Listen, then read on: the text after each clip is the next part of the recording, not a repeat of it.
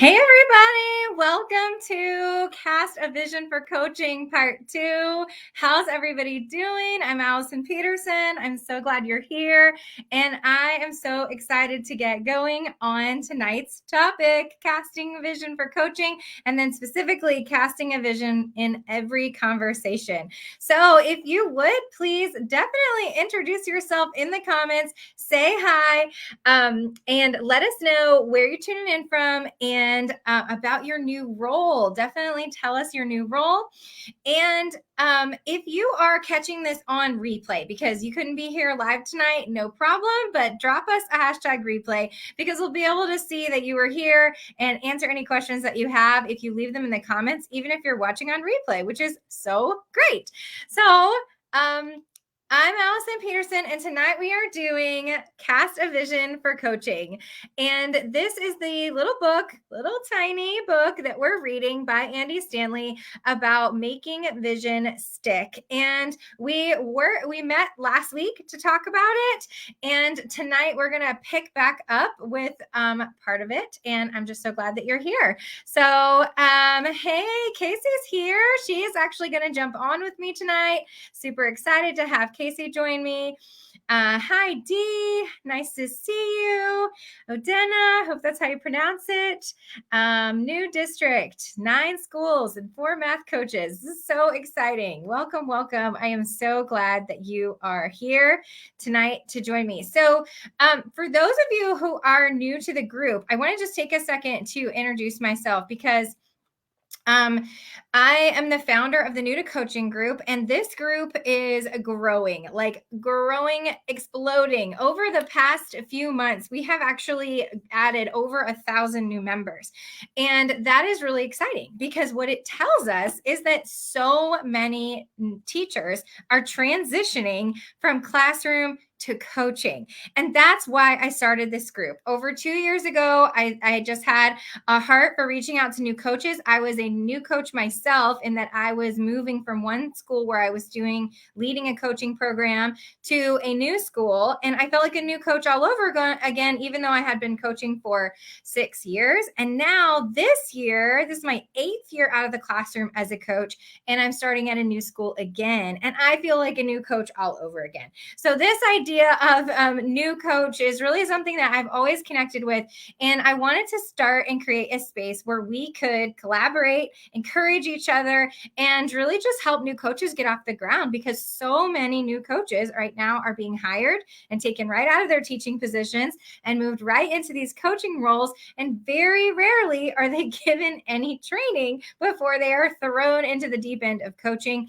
And so one of the things that we do here in the New to Coaching group is try to help you get your head around this coaching thing and help you transition from classroom to coaching. So I'm so glad you're here. If you're a new member, if you've recently joined, definitely drop me a hashtag new member. I love to connect with you. I love to make sure that I hear your story of how you transition out of the classroom into coaching is really just so powerful because it is a testimony to what we have going here and the vision that we have for coaching. So I'm so glad that you are here with us tonight. Drop me a hashtag new member if you're here. Hey, Kristen.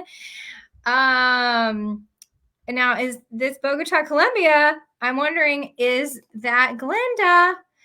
And then Rhonda, so great y'all are here. Let me introduce you to Casey Watts. She is joining me tonight. So I'm going to have her come on. Hey, Casey, how you doing? You good? I am so good. I'm so excited to be here tonight. And I'm super excited about this topic because it's just the best topic. So important. Yes. Well, I can't wait to hear more about how you have taken it and run with it. This idea of vision. I think we're going to talk a lot about that tonight. So I'm so glad you're here. So will you introduce yourself to the members who are here, maybe who don't know you yet? Yeah. I'm Casey Watts. I live in Deep East Texas in a town called Nacogdoches.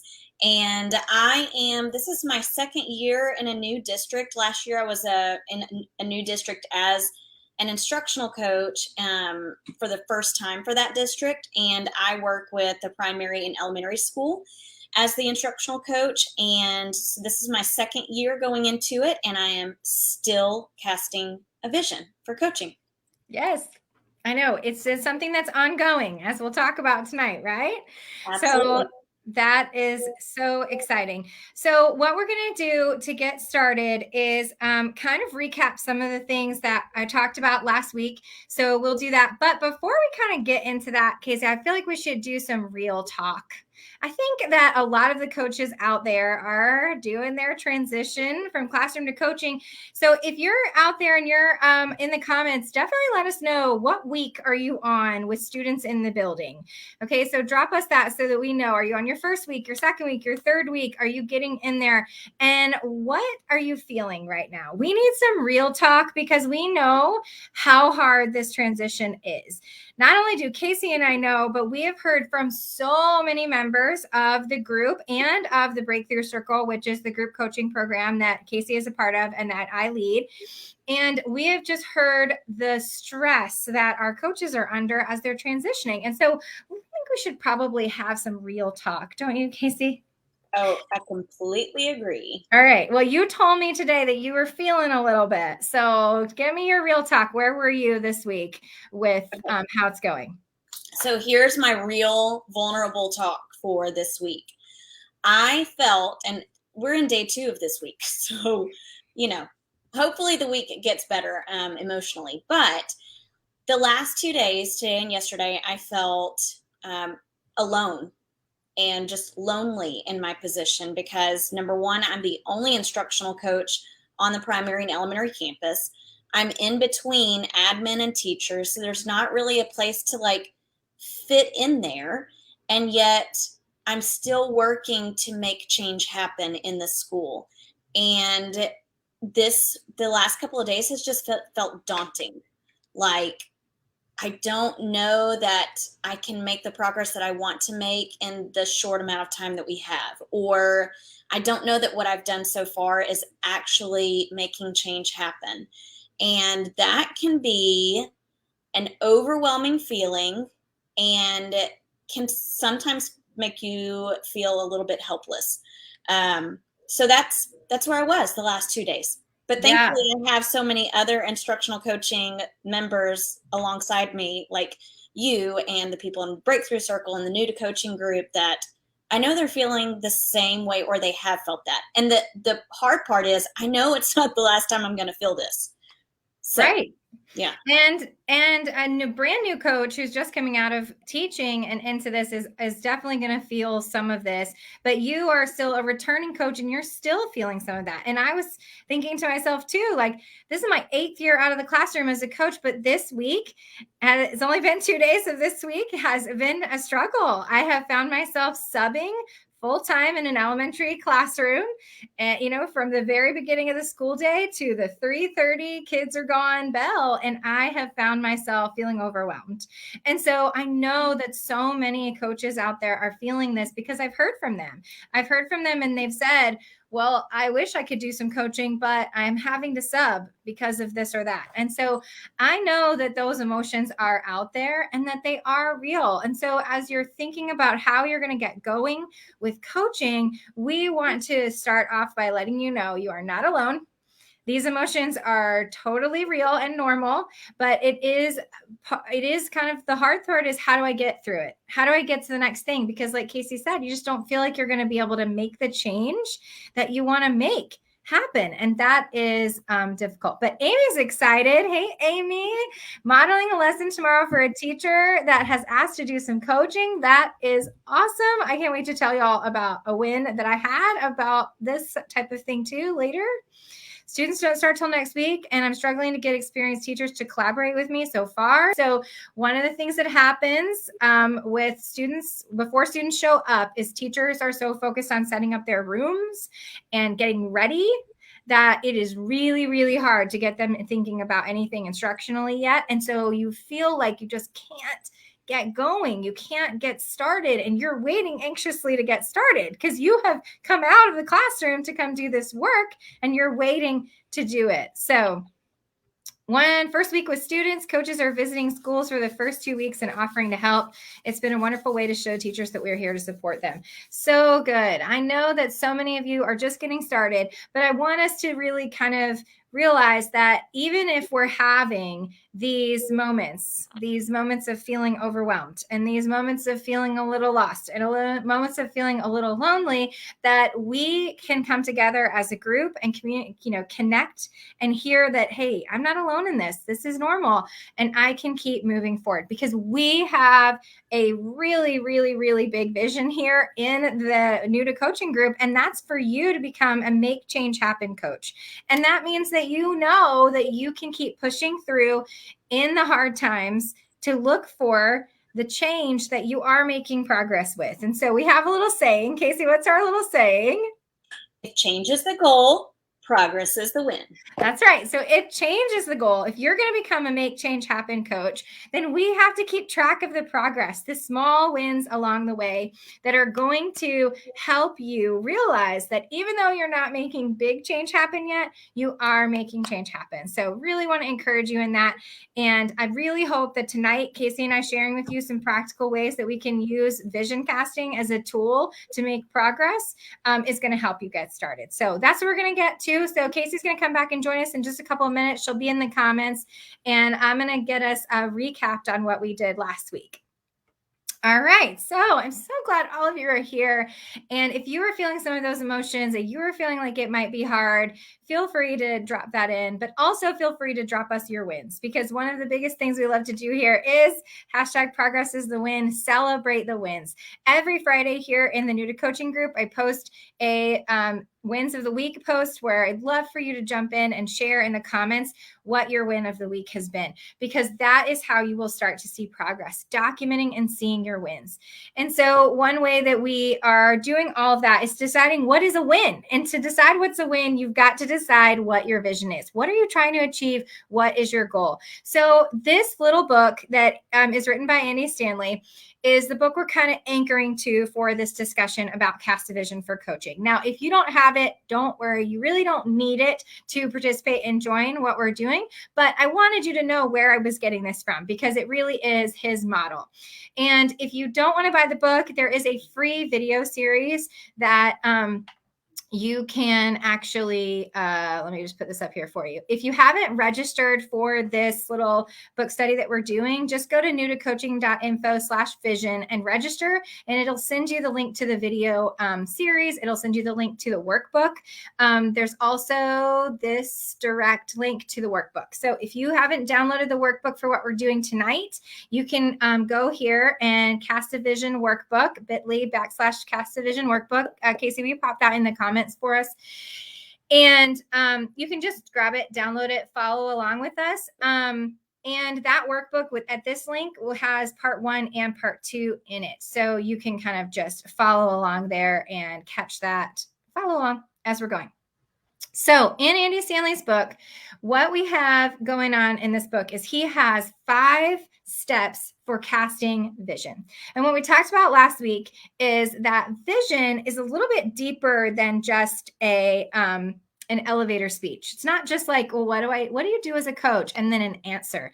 Because even though that is super important, it's not quite enough to help people understand the bigger vision, the bigger thing that you want to achieve with coaching. So his definition of vision is what could be and should be. So if coaching is in place at your school, in your building, let's say 3 years from now, what will have changed? What will have been like the thing that happened because of coaching? And I know that so many of you are starting new coaching programs. I've talked to many of you who have said, I'm the first coach in my district. I'm the first coach in my building. If that's you, casting a vision for coaching is going to be vital for you to feel like everyone understands what it is you're doing and what it is you're trying to do to help them. So he has 5 steps in this book that he shares. And if you do have it, they're listed on page 18. Okay, so he says, state the vision simply, cast the vision convincingly, repeat the vision regularly, celebrate the vision systematically, and embrace the vision personally. So last week, if you missed the replay, it'll be in the New to Coaching group and you'll get emails with some links to the replay. But last week, we talked about the first 2 steps, which is state it simply and cast the vision convincingly. So what we talked about is identifying your vision. And as we were thinking and talking, I really did some reflecting as well. And I've come up with a little bit of a vision that I'm going to be working with as an example as we're talking tonight. But I really feel like I've developed this out of the conversations that I've had with my teachers that I'm just starting to work with. I have had this I've had this conversation with 4 or 5 different teachers where they have told me that they do not have a partner to work with because the way that our school is just really small, and they don't have another teacher who is the same grade level as them and the same subject as them. And so they really don't have anyone to partner with and brainstorm with and instructional design with. And they've said that to me. And so I really wanted to create a vision that captures how I can help them with that. And so this is my little state it simply vision that I came up with. And Casey's going to share some ideas on this as well. But to state it simply, I was going to say, no more isolation. Coaching is collaboration. No more isolation. Coaching is collaboration. And so finding some catchy way to phrase what coaching is and helping people know what it is that you do to help. And so that's the state it simply idea. So this idea of no more isolation, coaching is collaboration kind of helps to define what coaching is and how I can actually help as a part of it. So what the second step that Andy talked about that we talked about last week is cast the vision convincingly. So once you've identified your vision and you've started to craft it in a way that could be kind of catchy, then you want to share it, and you want to share it with the whole faculty. So one of the videos that I have from a Simply Coaching Summit replay is how to introduce yourself to faculty. And I think if you have not done this and you're just getting to the beginning of the school year and it's just pre-planning for you, or even if you're a couple weeks in and you haven't had a chance to do this yet, I highly recommend asking your principal for 15 to 30 minutes in a faculty meeting and introducing yourself with an activity and an exit ticket. Now, if that's a little too much, you can do it in a shorter time frame.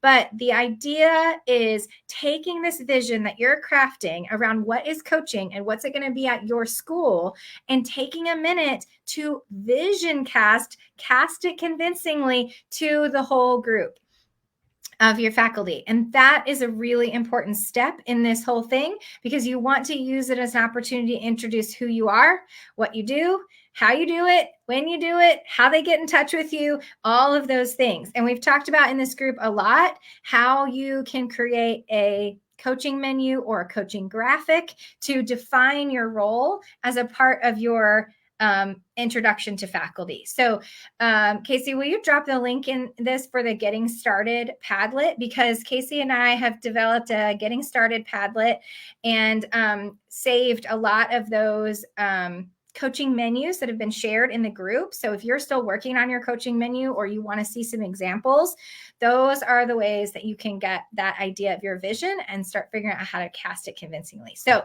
those are the first 2 steps. We talked about those last week. And then you can also watch the video for how to introduce yourself to faculty. So you've got tons of resources already about this idea of vision, right? But now we're going to get into the meat, right? So we're going to get into this idea of, okay, now that you have identified the vision and you've maybe introduced it to faculty, how can you start repeating the vision regularly? And this is so important, because when you start repeating it regularly, you start putting your vision in every conversation. Okay, so Casey, I told you a little bit about my new vision. My no more isolation, coaching is collaboration. Super fun. It rhymes. I'm really liking it. Y'all feel free to steal it, okay? It's not like I'm trademarking or anything. So Casey, what do you feel like you're rolling around in your head as your vision for coaching? So this year I actually have anchored to empowering teachers who are inspired by a culture of collaboration. So that is what I have been attempting this year to cast to teachers. But I feel like even last year I was trying to cast that. I just didn't know exactly what that vision was yet. It was like I was formulating it as the year was going on. And I think that happens with a vision sometimes, is you don't quite know what it is until you know what it is. So yeah, I had that same experience because it required me talking to and meeting my teachers to see it. Right. Like I could kind of work on it on be like, I think I want it to be this, but it was when I heard their problem, when I heard what they were saying to me that I went, oh, this is how I can help. Like you said, it really depends on where you are and who you are working with and what the teacher's needs are, what the students' needs are. And so I feel like that it absolutely helped me to craft my vision. Absolutely. And so did you introduce it like because you're a district coach, so you maybe don't have that building level piece. So how did you introduce it kind of big picture? Did you have an opportunity to do that yet? I did. So I had a really interesting opportunity this year to do that.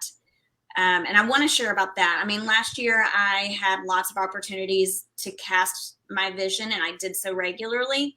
But this year I had an opportunity to meet with grade levels to talk about a new scope and sequence that we were putting into practice. And before we got started, I started with my why, and I told them, I want to tell you about why I come to work every day. And I told them my entire reasoning for coming to work every day, which ended with, my goal, my vision is to empower teachers who are inspired by a culture of collaboration. And then as soon as I finished that, we went into the PD session that we had. And at the end of that, I gave them my coaching brochure, which also included my vision statement in it. So that's amazing.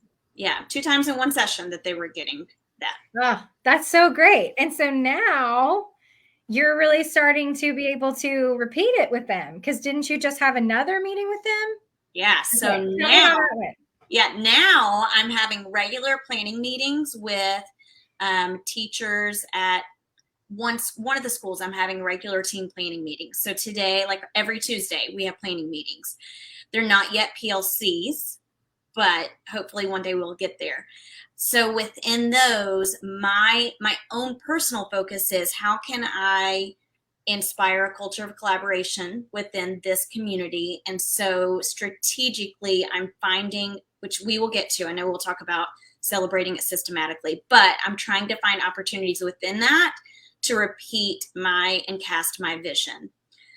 So it usually starts at the beginning, and I don't necessarily say, remember, my vision is, but the words that I choose to use reflect what my vision is.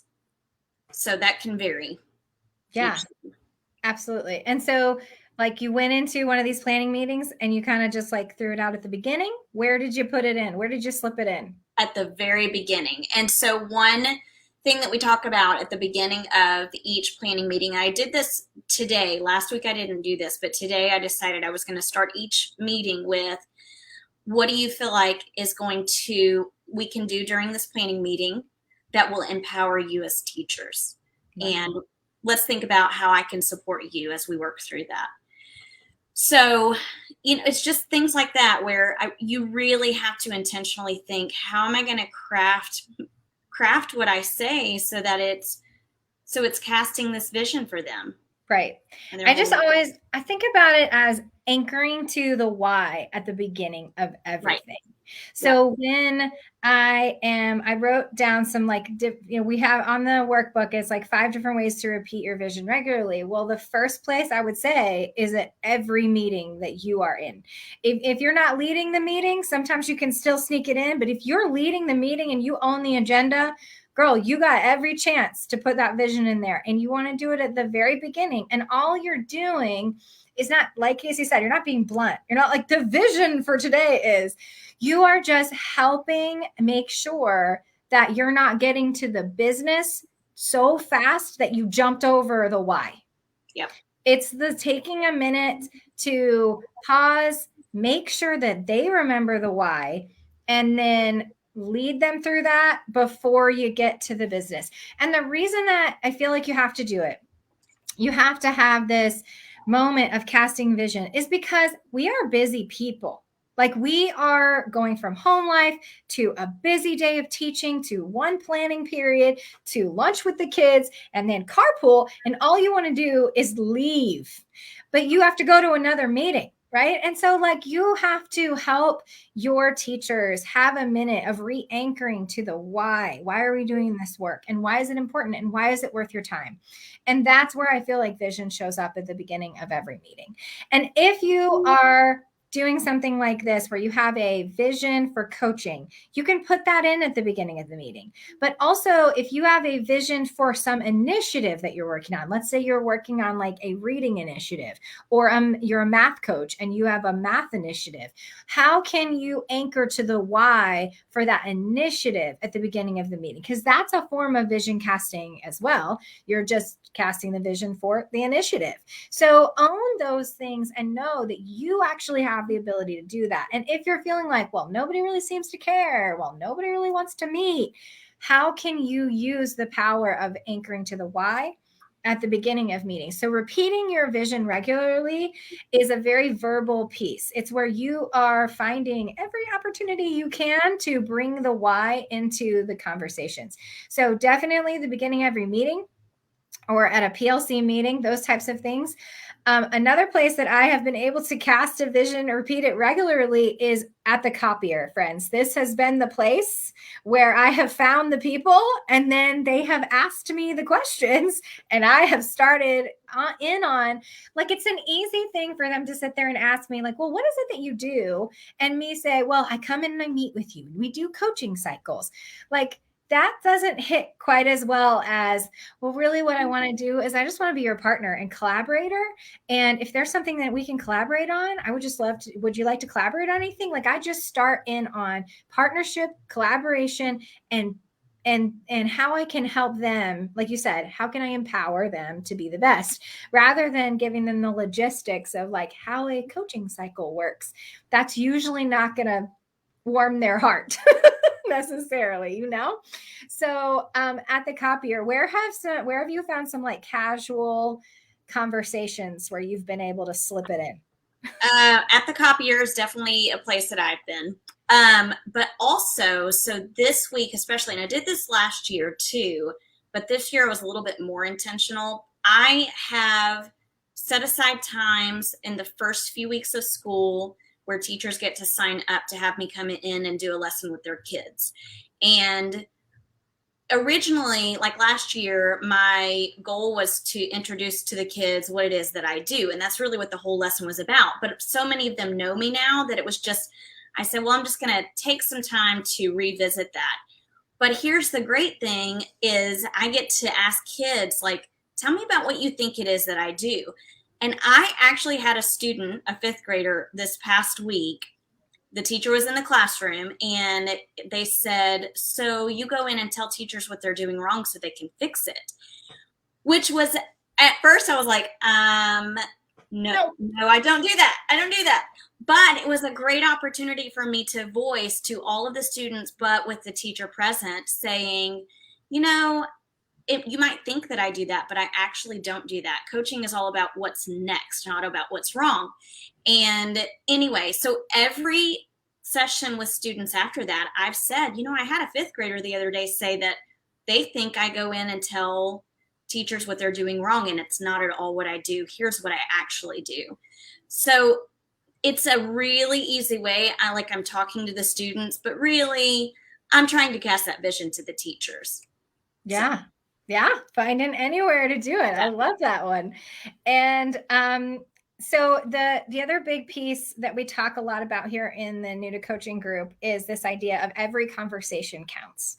If you are a brand new coach and you are just getting off the ground and you're feeling overwhelmed, like there is no coaching happening, I just want to encourage you, Casey and I both want to encourage you, that every conversation counts, and every conversation is a domino leading to more dominoes that will lead you to coaching. I know it doesn't feel like that yet. I know it feels like you just talked about their dog and their dog is, you know, it's so, all the things that happen. You're like, I don't understand how that's going to get me to coaching.